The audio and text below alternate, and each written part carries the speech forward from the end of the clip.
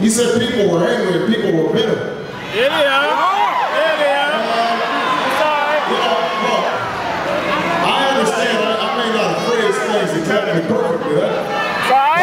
Sorry. But listen, I was absolutely certain about what I meant and what I said. Yeah!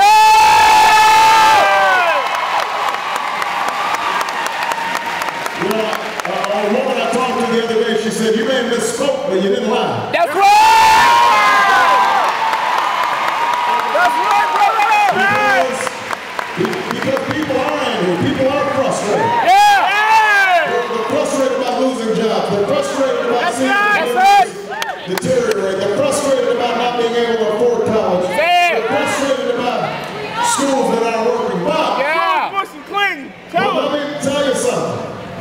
This campaign started because we want to transform that frustration into hope. Yes, sir! And you know, I talk a lot about hope in my campaign. Yeah. I've got hope on my signs, and I wrote a book called The Audacity of Hope. And you know, the reason I talk about hope is the likelihood of me standing here today is very slim. Yeah. You think about it, I'm born to a single mom. Born to a teenage mom, raised by a single mom and my grandparents. They didn't have a lot of money, they didn't have fame or fortune. I didn't come from a political family.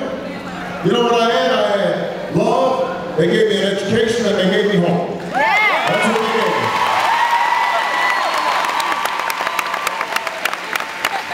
That's why I love when Senator Clinton says I'm an elitist.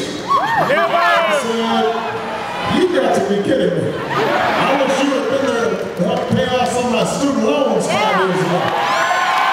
I don't have a choice now.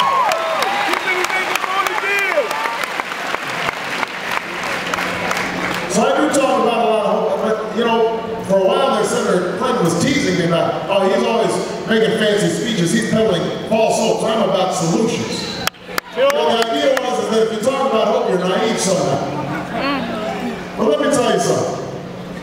Hope is not blind optimism. Yeah. Right. Hope is not ignoring the problems that are out there. Right. Hope is not pretending that things are okay. And if you say they aren't, somehow you must be out of touch. That's not what hope is. But it's not me out of touch. I know how hard it's going to be to change this country. I know how hard it will be to provide health care to every American. I know how hard it's going to be to make our education system work for every young person. Yeah. I know how hard it's going to be to get our troops out of Iraq in a way that stabilizes the country. I know these things. I know because I fought on the streets as an organizer. I fought in the courts as a civil rights attorney.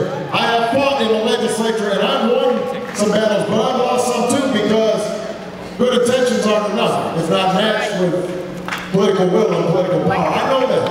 But here's what I also know.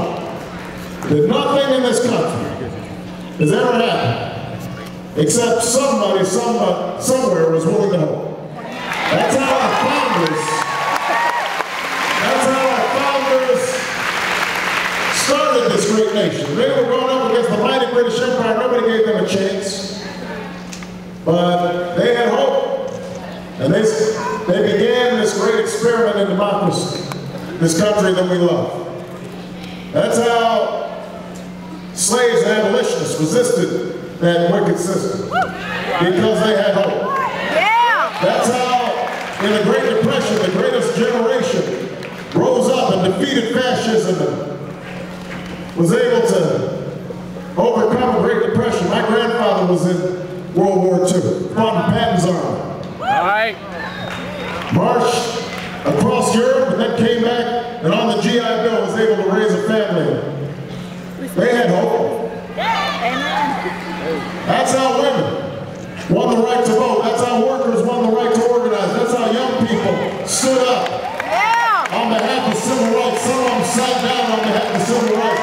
Some marched on behalf of civil rights. Some died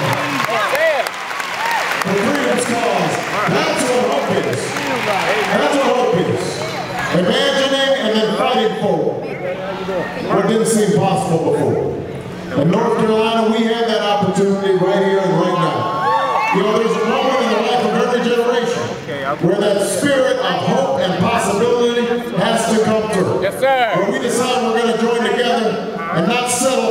cynics would tell you you have to accept. But when you decide we're going to create something better for everybody, this is our moment. This is our time. And if you will vote for me, if you will